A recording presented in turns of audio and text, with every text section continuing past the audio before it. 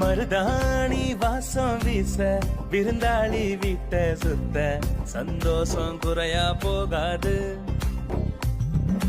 முட்டாயி வெத்தல பாக்கு மொய் நோட்டு சீனி தட்டு முறவாசல் முன்னே குடியேறும்.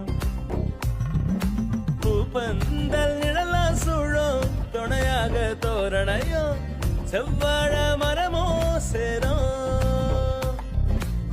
பழவண்ணோ பூசி பளபளக்கும் வீட்டு சுவர் பசிச்சா எங்க நெல்லு